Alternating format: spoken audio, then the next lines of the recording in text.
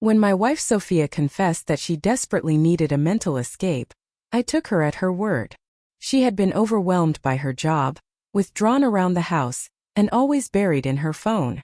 I figured she genuinely required some distance.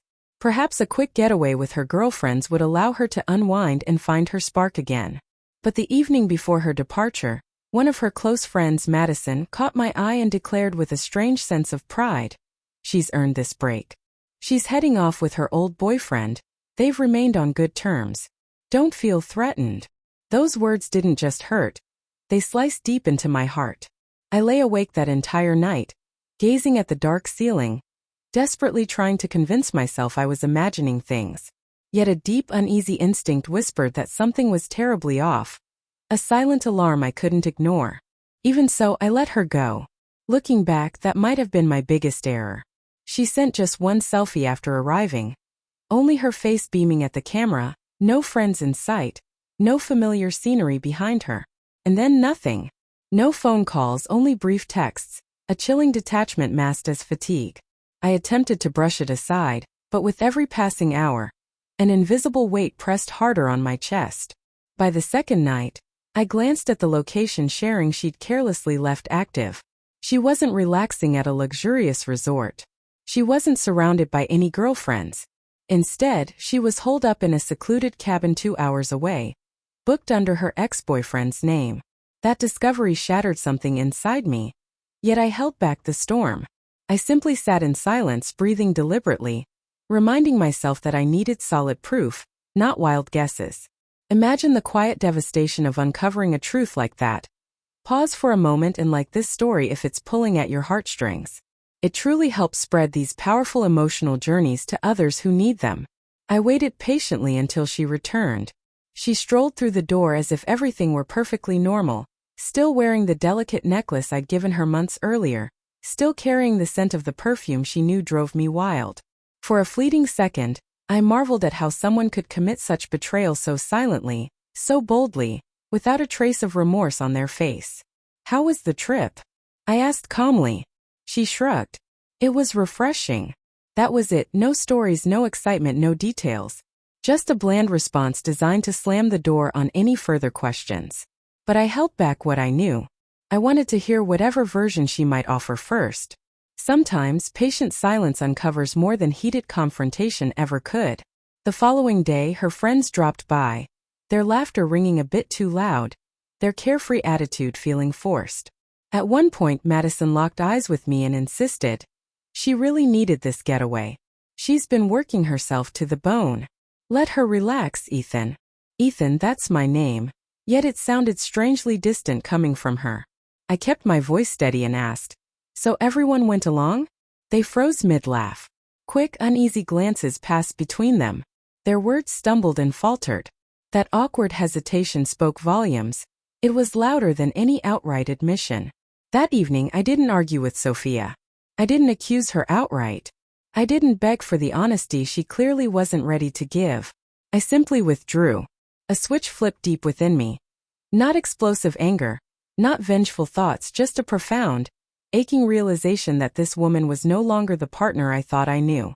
When she eventually noticed my emotional wall, she softly asked, "Are you all right?" I offered a faint smile. Just thinking.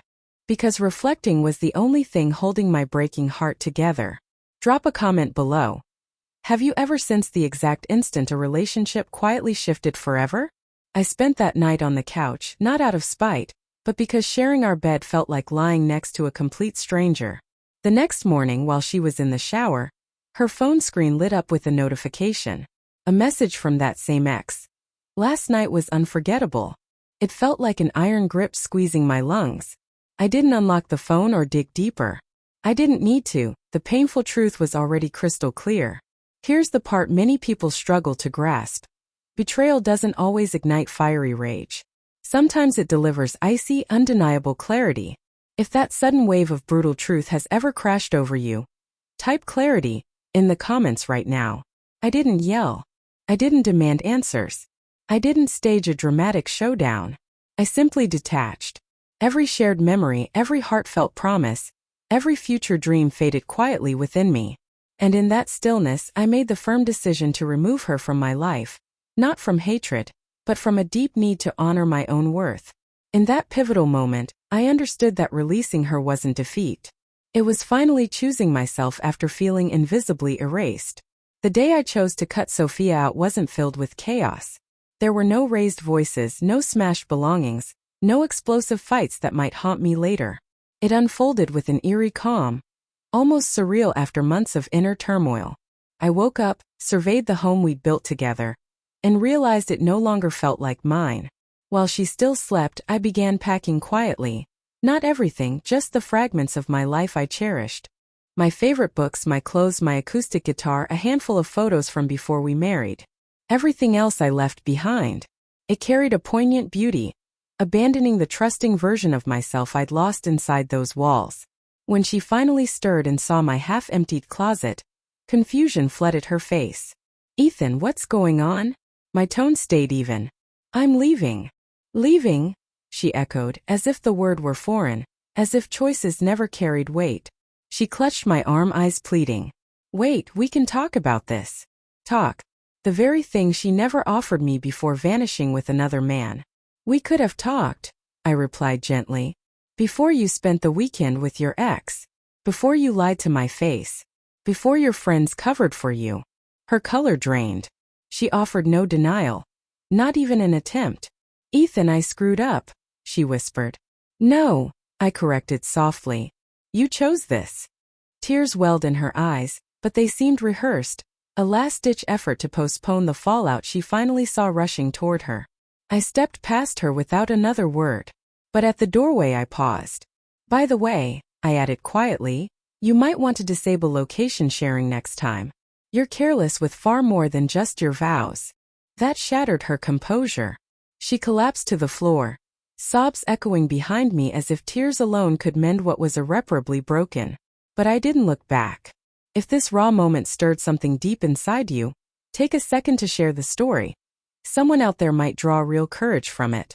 I moved into a modest apartment in Seattle that very day. It was basic.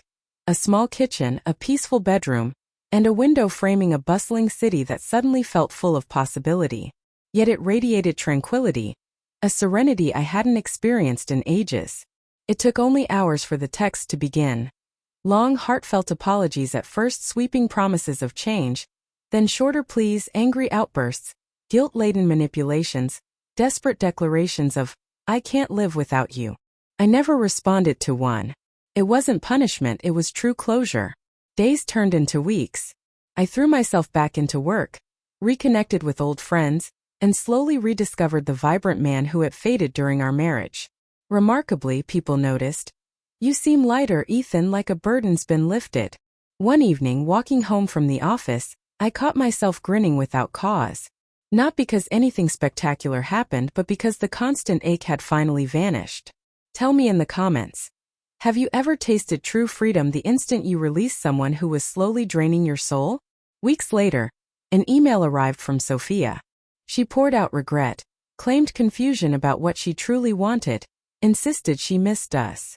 But one line burned brightest. "I never thought you'd actually walk away." That revealed everything.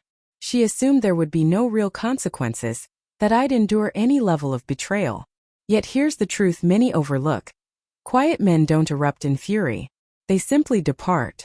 And when they do, they stay gone. I never replied. Her words no longer belonged in my world.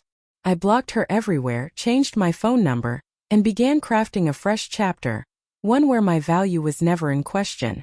Healing wasn't instant, but it arrived gradually, steadily, like warm sunlight filtering into a shadowed room. I relearned the beauty of quiet evenings. I rebuilt trust in my own instincts. I discovered that pain doesn't define us, our choices do. And choosing myself became the foundation of true wholeness. If you've stayed with this journey to the end, here's a heartfelt reminder. Like, comment, and follow if you believe self-respect should always come first. No exceptions. Your own story carries weight, and so does your resilience. I completely removed Sophia from my life, but I held on to one priceless gift. The hard-won wisdom that love without respect is mere clinging. And clinging without truth is a gradual, suffocating end. I walked away to reclaim myself. And that quiet decision became the greatest triumph I'd ever known.